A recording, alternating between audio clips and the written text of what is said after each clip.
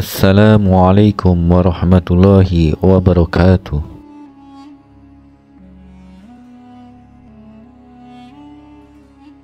Ketika usia Rasulullah SAW telah mendekati 40 tahun, beliau lebih senang mengasingkan diri. Itu beliau lakukan setelah melalui perenungan yang lama dan telah terjadi jurang pemisah antara pemikiran beliau dan kaumnya. Dengan membawa roti dari gandum dan air, beliau pergi ke Gua Hira di Jabal Nur, suatu gua yang tidak terlalu besar.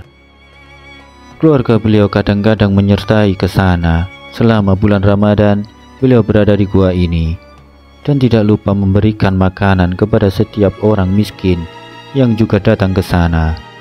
Beliau menghabiskan waktunya untuk beribadah, memikirkan keagungan alam di sekitarnya dan kekuatan tidak terhingga di balik alam. Beliau tidak pernah merasa puas melihat keyakinan umatnya yang penuh dengan kemusyrikan dan segala persepsi mereka yang tidak pernah lepas dari takhayul. Sementara itu, di hadapan beliau juga tidak ada jalan yang jelas dan mempunyai batasan-batasan tertentu yang bisa mengantarkan kepada keridhaan dan kepuasan hati beliau. Pilihan beliau untuk mengasingkan diri ini termasuk satu sisi dari ketentuan Allah Ta'ala atas diri beliau sebagai langkah persiapan untuk menerima urusan besar yang sedang ditunggunya. Ruh manusia manapun yang realitas kehidupannya akan disusupi suatu pengaruh dan dibawa ke arah lain, maka ruh itu harus dibuat kosong dan mengasingkan diri untuk beberapa saat, dipisahkan dari berbagai kesibukan duniawi dan gejolak kehidupan serta kebisingan manusia yang membuatnya sibuk pada urusan kehidupan. Begitulah Allah mengatur dan mempersiapkan kehidupan Rasulullah SAW untuk mengemban amanat yang besar, mengubah wajah dunia dan meluruskan garis sejarah. Allah telah mengatur pengasingan ini selama 3 tahun bagi Rasulullah SAW sebelum membebaninya dengan risalah. Beliau pergi untuk mengasingkan diri ini selama jangka waktu sebulan dengan disertai ruh yang suci sambil mengamati kegaiban yang tersembunyi di balik alam nyata, hingga tiba saatnya untuk berhubungan dengan kegaiban itu tatkala Allah telah mengizinkannya.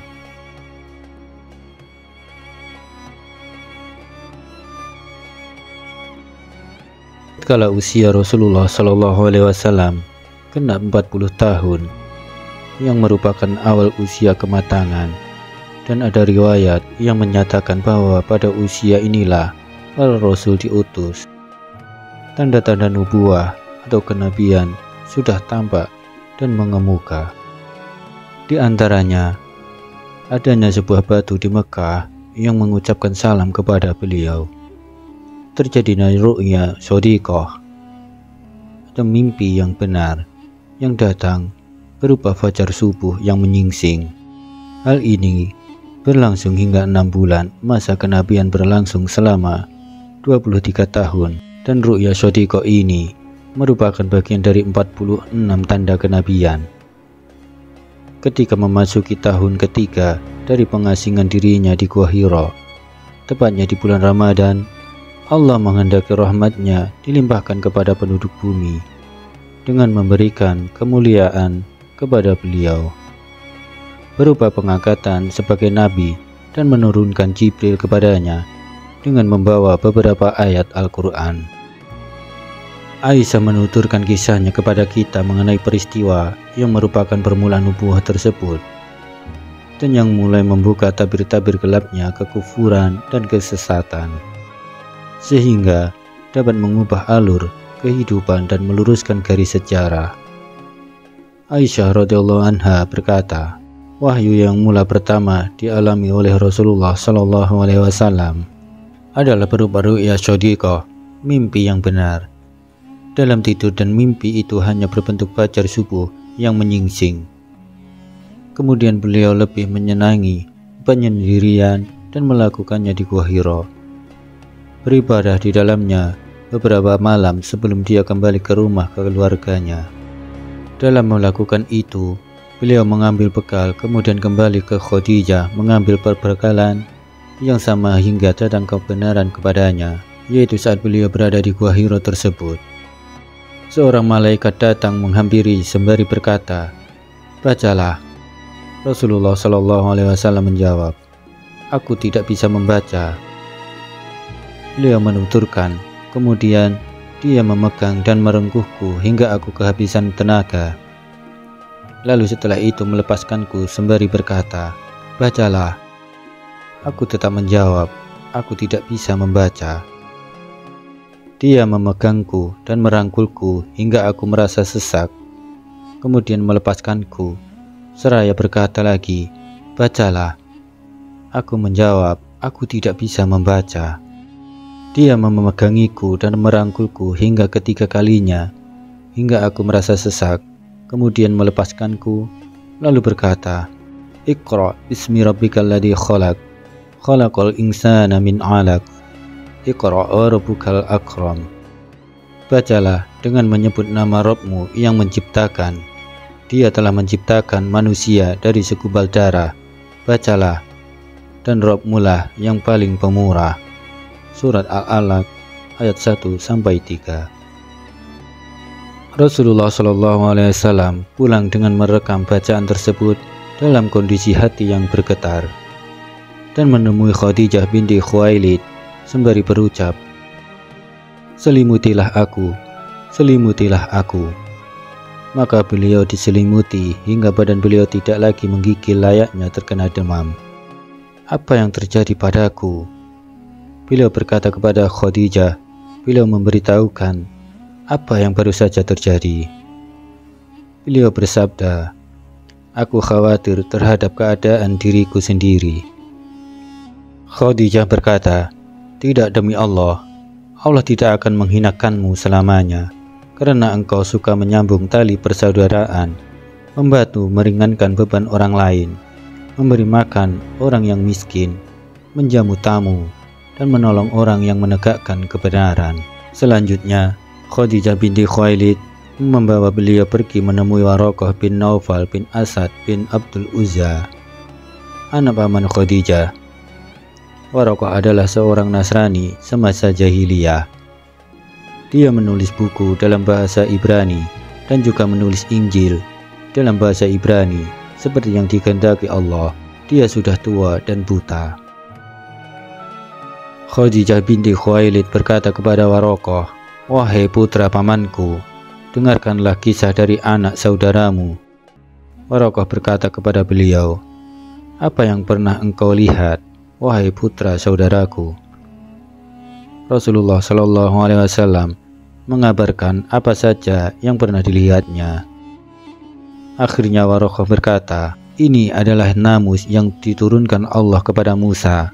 Andaikan saja aku masih muda pada masa itu. Andaikan saja aku masih hidup tatkala kaum mengusirmu."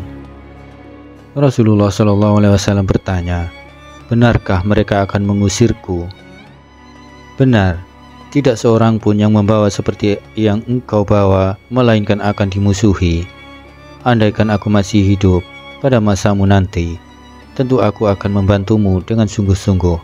Waraqah pun meninggal dunia pada saat turun wahyu. At-Tabari dan Ibnu Hisham meriwayatkan, yang intinya menjelaskan bahwa beliau pergi meninggalkan Gua Hira setelah mendapat wahyu, lalu menemui istri beliau dan pulang ke Mekah. Adapun riwayat At-Tabari menyebutkan secara sekilas sebab keluarganya beliau dari Gua Hira. Adapun riwayat At-Tabari menyebutkan secara sekilas sebab keluarnya beliau dari Gua Hira. Berikut riwayatnya. Rasulullah SAW bersabda, "Tidak ada makhluk Allah yang paling kubenci selain penyair atau orang yang tidak waras. Aku tidak kuat untuk memandang keduanya." Beliau juga bersabda, "Yang paling ingin aku jauhi adalah penyair atau orang yang tidak waras, sebab orang-orang Quraisy senantiasa berbicara tentang diriku dengan syair itu. Rasanya ingin aku mendaki gunung yang tinggi lalu menerjunkan diri dari sana agar aku mati saja, sehingga aku bisa istirahat dengan tenang. Beliau bersabda lagi, aku pun pergi dan hendak melakukan hal itu.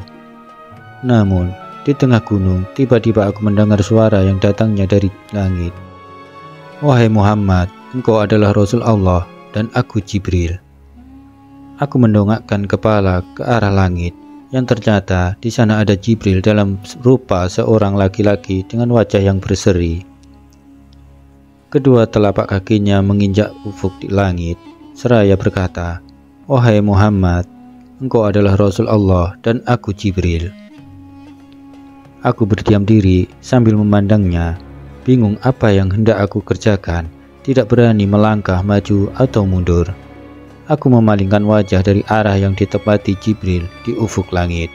Tetapi setiap kali aku memandang arah langit yang lain, di sana tetap ada Jibril yang kulihat.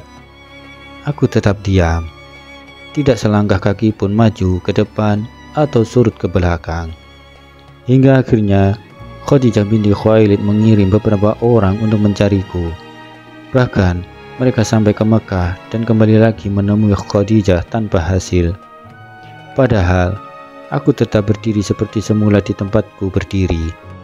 Kemudian Jibril pergi dariku dan aku pun pulang kembali menemui keluargaku.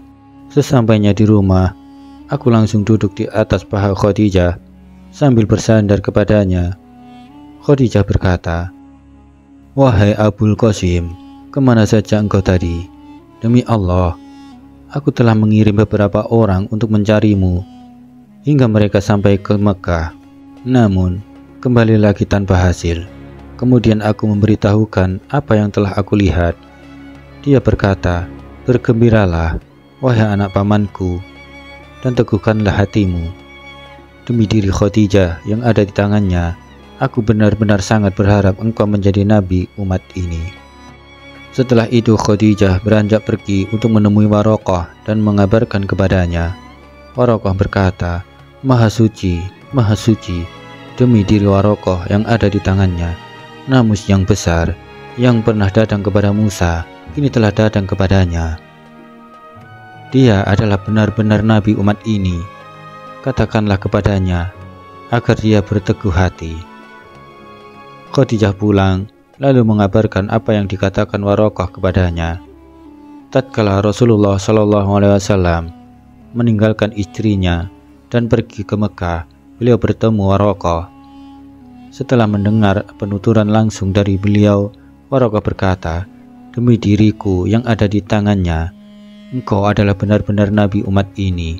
Namus yang besar telah datang kepadamu, seperti yang pernah datang kepada Musa.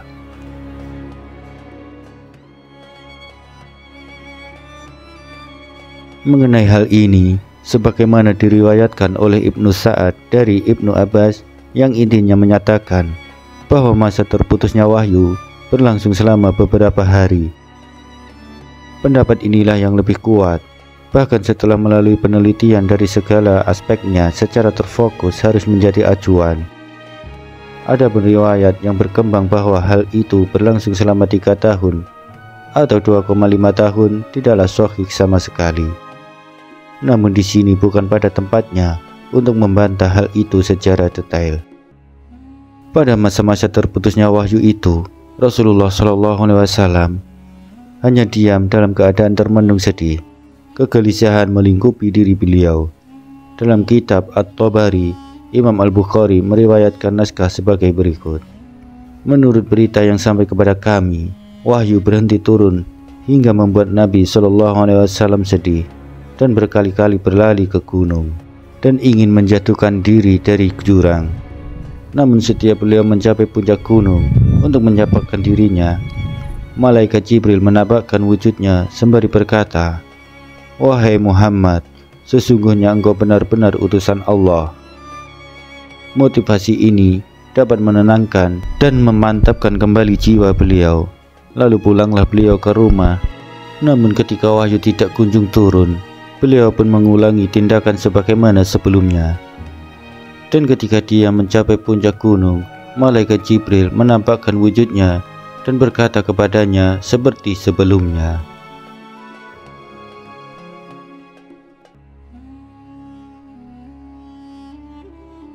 Ibnu Hajar menuturkan, selama wahyu terputus untuk beberapa hari lamanya, beliau ingin ketakutan dan kedukaannya segera sirna dan kembali seperti sebelumnya.